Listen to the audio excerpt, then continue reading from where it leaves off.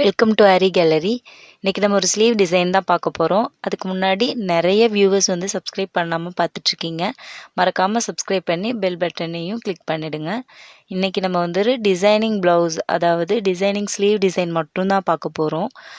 ஆக்சுவலாக வந்து இது கேரளா மாடல் சாரீஸ்கெல்லாம் ரொம்ப அழகாக இருக்கும், ஆப்டாகவும் இருக்கும். ஒரு 3 பென்டன்ட் வந்துட்டு சென்டரில் இருக்க மாதிரி ஒரு டிசைன் வந்து டிசைட் பண்ணியிருக்கோம். இது வந்து ஒரு 3.5 இன்ச் அந்த மோட்டிவ், அதாவது அந்த பென்டன்ட் மாதிரி இருக்கிறது வந்து ஒரு 3.5 இன்ச்சுக்கு வரும். ஸோ ஒன்றோட ஒன்று டச் பண்ணாமல் அந்த 3.5 இன்ச் பென்டன்ட்டை வந்துட்டு 11 இன்ச் நம்ம ப்ளவுஸோட லென்த், அது ஹைட் அது. ஸோ அதில் நம்ம போட போகிறோம், ஸ்லீவோட ஹைட்டில் நம்ம வந்து போட போகிறோம். ஸோ வந்து ஃபஸ்ட்டு பென்டன்ட், அதாவது ஃபஸ்ட்டு மோட்டிவ் வந்து நம்ம போட்டு காட்டுறேன். ஸோ நெக்ஸ்ட்டு அது அப்படியே உங்களுக்கு தெரியும் டிசைனிங். இப்போ வந்து ஸ்லீவ் லைன், அதாவது ஸ்லீவ் லைனில் 2 ஜரி லைன் கொடுத்துட்டேன். நெக்ஸ்ட் வந்து எப்பயும் போல் பீட் லைன் தான். பீட் லைன் ஆல்ரெடி நான் உங்களுக்கு சொல்லியிருக்க மாதிரி 2 கொடுப்பேன். சுகர் பீட்ஸ் வந்து சூஸ் பண்ணும்போது அந்த ஜரியோட கலருக்கு ஆப்டாக இருக்க மாதிரி சூஸ் பண்ணிக்கோங்க. ஸோ சேம் நானும் அதே மாதிரி தான் சூஸ் பண்ணியிருக்கேன். நெக்ஸ்ட் ஜரி லைன் போட்டாச்சு. இப்போ வந்து பீட் லைன், ஆல்ரெடி நான் சொன்ன மாதிரி அந்த பீடோடைய கலரே நான் வந்து எடுத்திருக்கேன். த்ரெட்டு, ஸ்விங் த்ரெட்டு தான் எடுத்திருக்கேன். நெக்ஸ்ட்டு இப்போது 2 அட்டாச் பண்ணிக்கலாம்.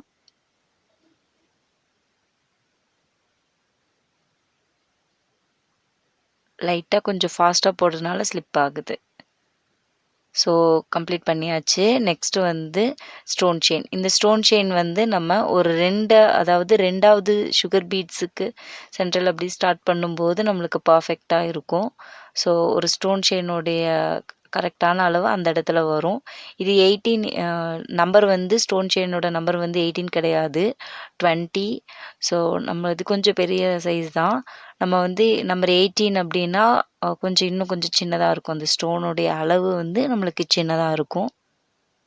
So same work. நான் என்னோடய ஸ்டைலில் வந்துட்டு ஒரு ஸ்டோன் விட்டு இன்னொரு ஸ்டோன் தான் நான் எப்பயுமே வந்து லாக் ஸ்டிச் போடுவேன். சேம் அதே தான் பண்ணியிருக்கேன். ஸோ சேம் இதே தான். ஸோ ஃபுல்லாக கம்ப்ளீட் பண்ணி முடிச்சுட்டு ஆஃப்டர் காட்டுறேன். ஸோ முடிச்சாச்சு. நெக்ஸ்ட்டு பீட் லைனும் முடிச்சாச்சு. நெக்ஸ்ட்டு வந்து அந்த த்ரெட் கலர், அந்த க்ரீன் இருக்கு இல்லையா, அந்த த்ரெட் கலர் நான் கொடுக்குறேன். பிகாஸ் ஜரி, அதனால். நெக்ஸ்ட் இப்போ வந்து அந்த சென்டரில் மட்டும்தான் நம்ம அந்த பென்டென்ட் மாதிரி போட போகிறோம். நம்மளுக்கு வந்து அந்த 3.5 இருக்கு இல்லையா, அதில் சென்டரில் வந்து நான் இந்த ஸ்டோனை ஸ்டிக் பண்ணியிருக்கேன். நம்மளுக்கு அப்போ தான் வந்து பர்ஃபெக்டாக நம்மளுக்கு வரும், அந்த 3.5 இன்ச்சுக்கு நம்ம மெஷர் பண்ணியிருக்கிற அளவுக்கு. ஸோ அதை நம்ம வந்து இந்த டிசைனை மென்ஷன் பண்ணி, அதாவது அதை மெஷர் பண்ணி அதை வந்து நான் இந்த இடத்துல ஸ்டிக் பண்ணியிருக்கேன். நெக்ஸ்ட்டு இதை சுற்றி வந்து செயின் ஸ்டிச் போட போகிறோம். அதாவது அந்த கலர், அந்த க்ரீன் கலர் இருக்கு இல்லையா ப்ளவுஸோடது, இது வந்து green with mixed blue. So இது வந்து எப்படி சொல்கிறது, இது ரொம்ப ஒரு அழகான கலர் நம்மளுக்கு, அந்த க்ரீன் மிக்ஸ்டு ப்ளூ. ஸோ முடிச்சாச்சு. நெக்ஸ்ட்டு வந்து நம்மளுக்கு இந்த ஒயிட் கலர் பாசி இருக்கு இல்லையா, அது நம்பர், ஐ திங்க் இது நம்பர் 4. ஸோ இது கொஞ்சம் பெருசாக தான் இருக்கும் நம்மளுக்கு, நீங்கள் 3 கூட யூஸ் பண்ணிக்கலாம். சேம் வந்து இடையில வந்து ஒரு ஜர்தோசி வர்ற அளவுக்கு கேப் விட்டுட்டு அதுக்கப்புறம் போட்டுக்கோங்க. அது எவ்வளோ வரணும் அந்த மாதிரி கன்ஃபியூஸ் பண்ணிக்க வேணாம். ஒன்ஸ் வரலைன்னா மறுபடியும் பிரிச்சுட்டு மறுபடியும் போடுங்க.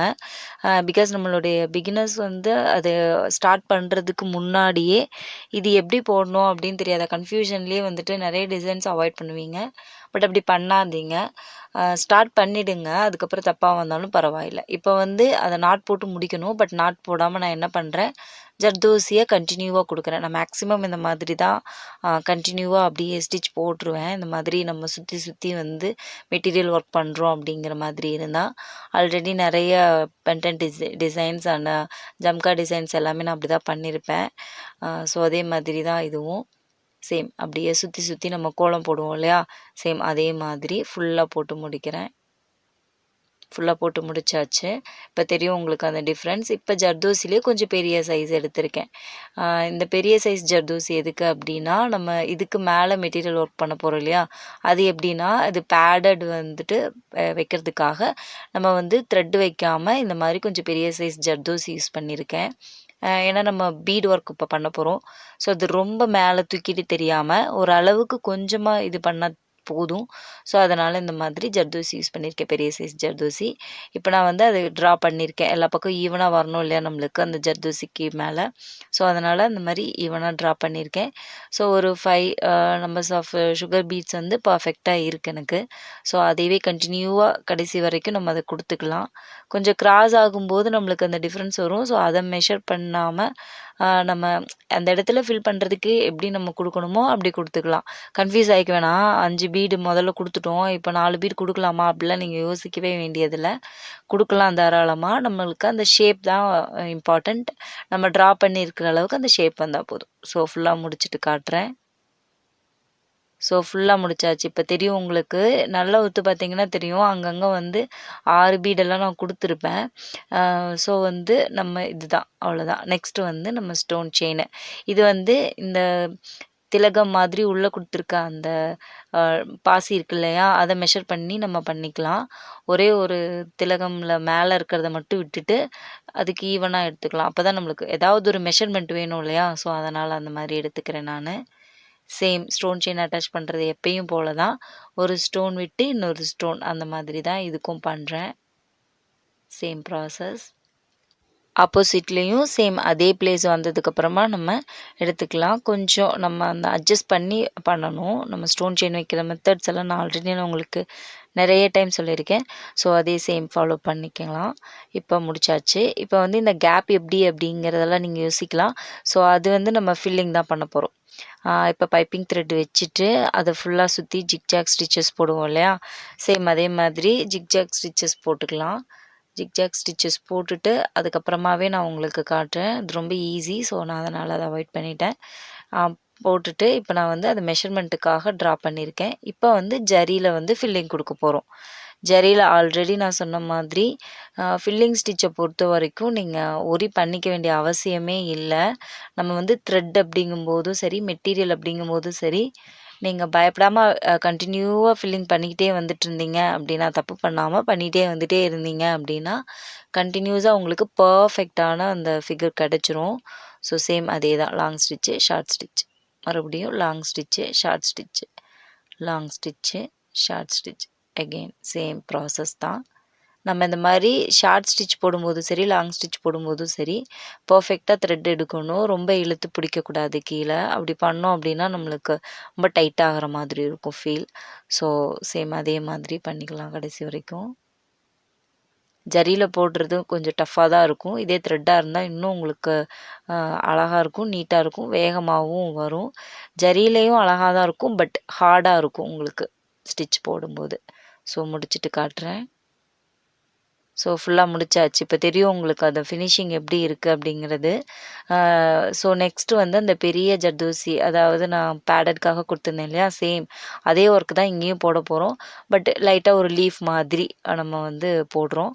ஸோ சேம் அதே மாதிரி தான், வேறு எந்த டிஃப்ரெண்ட் ஸ்டிச்சஸும் இல்லை. நம்ம பேடட்க்கு போட்டோம் இல்லையா, அதே மாதிரி. பட் இதில் என்னென்னா நம்ம ஒரு லீஃப் மாதிரி ஒரு ஷேப்பில் மட்டும் போடுறோம். இது ஈஸி தான். நம்ம வந்து ஒரு 4 பீடு வந்து கிராஸாக வச்சோம்னா, கிராஸ் ஃபில்லிங் நம்ம பண்ணுறோம் இல்லையா, சேம் அந்த கிராஸ் ஃபில்லிங்லேயே த்ரெட்டில் பண்ணாமல் ஜர்தோசியை பேடடாக வச்சு பீடில் ஃபில் பண்ணுறோம். இப்போ வந்து பீடில் எப்படி ஃபில் பண்ணுறதுங்கிறத காட்டுறேன். ஃபஸ்ட்டு ஒரு 4 சுகர் பீட்ஸ் வச்சுட்டு மறுபடியும் கிராஸ் எடுத்துகிட்டு போயிட்டு மறுபடியும் அதே சேம். நம்ம வந்து இப்படி 4 எடுக்கும்போது கொஞ்சம் நம்மளுக்கு கம்மியாக தெரியும். ஸோ 5 கூட வச்சுக்கலாம். So no problem. அது நம்மளுக்கு நீங்கள் எந்த சைஸில் லீஃப் போடுறீங்க அப்படிங்கிறத பொறுத்து சேஞ்ச் ஆகும். ஸோ சேம் அதே தான். நான் சொன்ன மாதிரி கீழே பேடடாக நம்மளுக்கு வந்து ஜர்தோசி இருக்கிறதுனால 5 பீடெல்லாம் வைக்கிறதுக்கு சான்சஸ் இருக்கும். ஸோ கன்ஃபியூஸ் ஆகிக்க வேணாம். ஃபஸ்ட்டு 4 வச்சோமே அப்படின்னு கன்ஃபியூஸ் ஆகிக்க வேணாம். ஸோ முடிச்சுட்டு அப்புறமா காட்டுறேன். முடித்ததுக்கப்புறமா நம்மளுக்கு கம்ப்ளீட் அப்படி தான் இருக்கும். ஸோ அதை சுற்றி வந்து செயின் ஸ்டிச்சும் போட்டுட்டு ஜரியில்.